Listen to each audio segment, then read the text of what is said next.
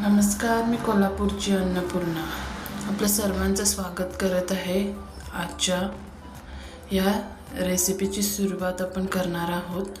तर आज आपण एकदम साधी आणि सिंपल रेसिपी बनवणार आहोत।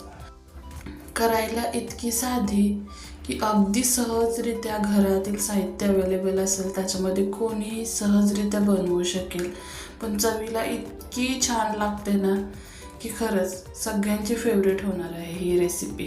चला मग सुरुवात करूयात। इथे मी एक बटाटा उकडून घेतला आहे, त्याचे साल काढून त्याचे आपण छोटे छोटे काप बनवून घेणार आहोत। इथे चाकूच्या साहाय्याने याचे बारीक बारीक चिरून घेत आहे बटाटा। काही भाजीला नसेल तरी बटाटा हा नक्की प्रत्येक घरामध्ये अवेलेबल असणारी भाजी आहे, तर नक्की एकदा ट्राय करून बघा। आपण बघूया पुढची रेसिपी।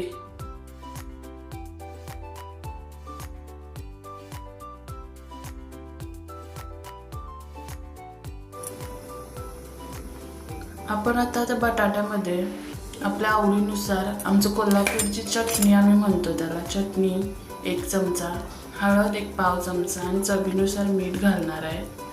हे आपण बाजूला ठेवून देणार आहे।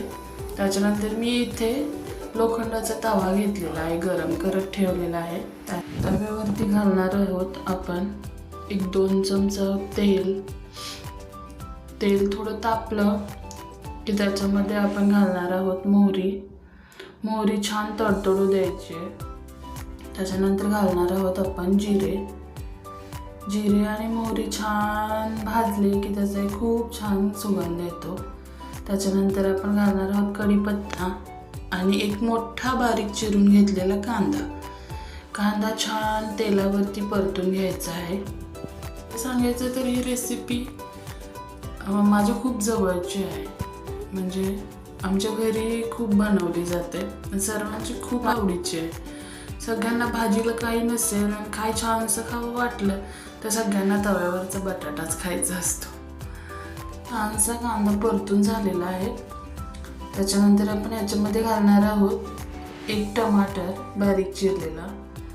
कांदा व टमाटर आपण छानसं मऊसूत होईपर्यंत परतून घ्यायचं आहे, कारण की या रेसिपीमध्ये आपण कुठेही पाणी वापरणार नाही आहे। जे काही असेल ते फक्त वाफेवरतीच होणार आहे। तर मी कांदा आणि टमाटरला एक छान वाफ देऊन घेतलेली आहे।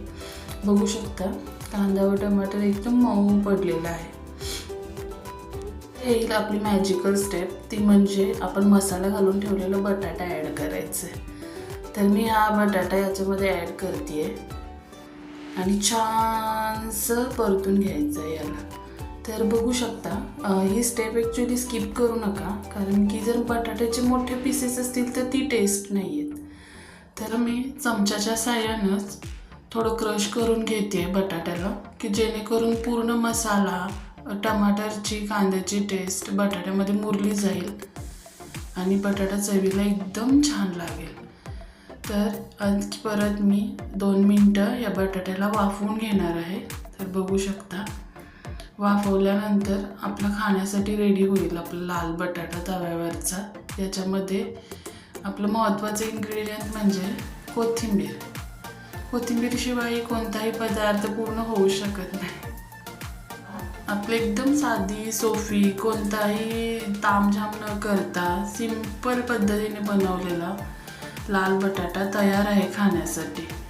एकदा नक्की ट्राय करून बघा आणि कोल्हापूरची अन्नपूर्णा चॅनलला नक्कीच लाईक, शेअर आणि सबस्क्राईब करा। अशाच नवनवीन आणि साध्या सिंपल रेसिपीजसाठी भेटत राहू आपण।